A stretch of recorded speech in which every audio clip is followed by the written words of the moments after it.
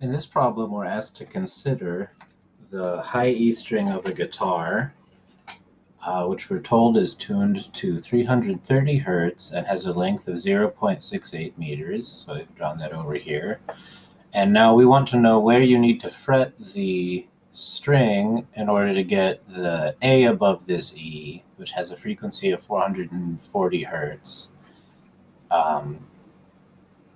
So we need to figure that out. Then we need to know what is the wavelength of that note on this string. And then we want to know what the frequency and the wavelength of this 440 hertz note on the string is when it goes into air, and the air is at 22 degrees Celsius. So to begin,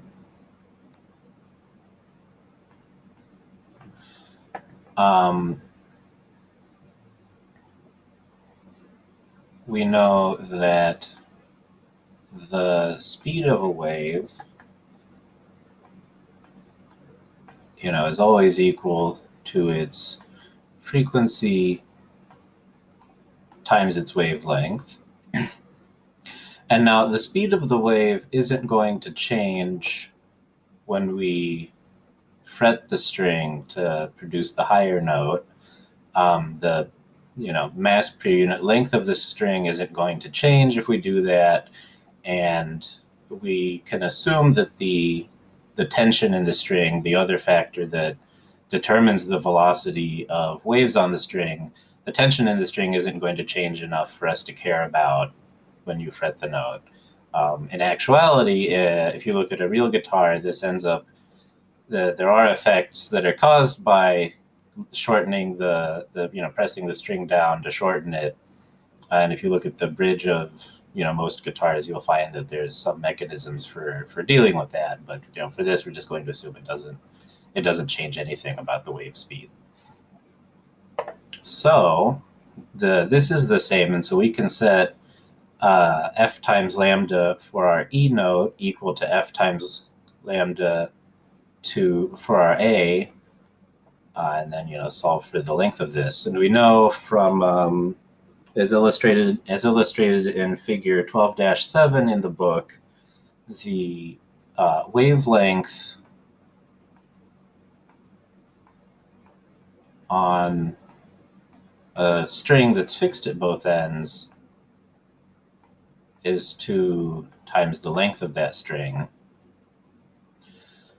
So, and I've called the unfretted length big L, and we're going to call the shortened length little l. So this gives us f, which will be our 330 hertz, times 2 big L is equal to what we'll call here f prime, which will be our 440 hertz, times 2 times little l. And of course the 2's cancel. And then we just rearrange this, and we find that the length we're interested in is equal to the ratio of these frequencies. So we have the lower frequency on top and the higher frequency on bottom, and that's good because otherwise we'd be multiplying the overall length of the string by something greater than 1, and we'd need a longer string. And so the ratio of 330 to 440 is 3/4, and we're told that this is 0.68 meters long.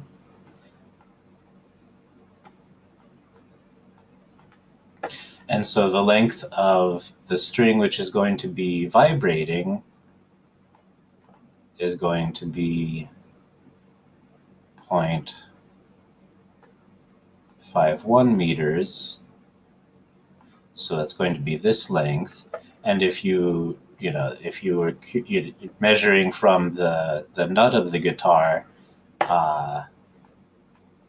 then that works out to just be 0.68 minus this, which is 0.17.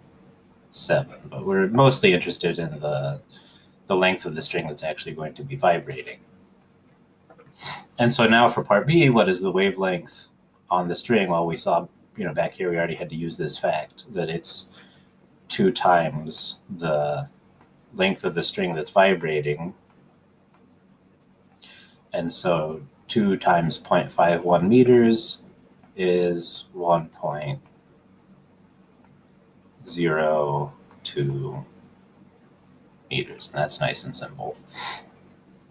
So now for part C, we want to know what the frequency is of this note in air and also its wavelength, which, if we know the frequency, then we know the speed of sound, then that'll tell us the wavelength.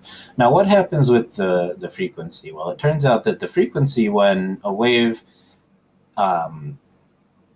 hits some interface where, on one side of the interface, there's a speed of v, and on the other side, there's a speed of v prime, and here's our wave coming in. The frequency in the area with the speed of v prime doesn't change, and this is worth actually, taking a moment to think about because it can be a little confusing. So the reason why the frequency doesn't change when a wave propagates into a medium with a different velocity is that is you imagine this wave coming to this interface, and at the interface, in this case, mechanical displacements in the case of sound are impinging upon this interface at a rate that's given by what the frequency of the wave was to begin with. And so the frequency out here, if we say that wavelengths are longer, it look like that. And since these have to be continuous here, the frequency of the wave can't actually change. Its wavelength will change, but not its frequency. And this can be a little bit confusing because, here the speed of the wave is very, is important for determining what the frequency is when it's on the string, but that's because the string is what's actually producing the wave to begin with. The standing wave forms on the string, and where that's, how fast the standing wave is propagating back and forth along the string to produce, well, the components of the standing wave are propagating back and forth along the string, determines, at what frequency this will resonate. But then once the oscillations get, to be transmitted into the soundboard or pickups of the guitar and out into the air, then you've got this type of situation. So the frequency doesn't change. That's still 440 hertz.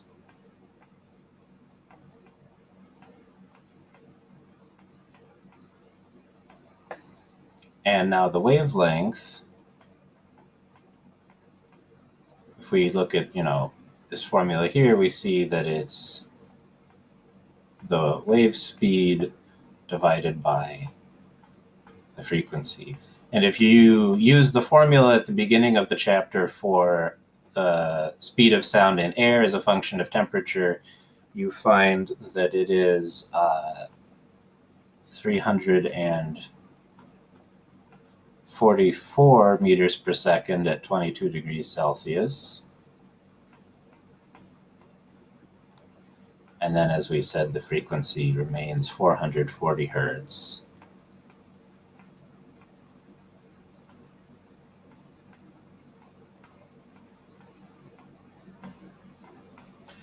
And so then this is 0.78 meters. So we can see that the speed of sound in air is actually greater than the speed of sound on the string, because here it has a wavelength of 0.51 meters, and then in the air it has a wavelength of 0.78 meters. Wait, no, I'm sorry. I got that backwards. The wavelength is 1.02 meters, and then the wavelength is 0.78 meters. So it's actually slower, which makes more sense because the string has a greater density than air. And so these are all of the things we were asked to find.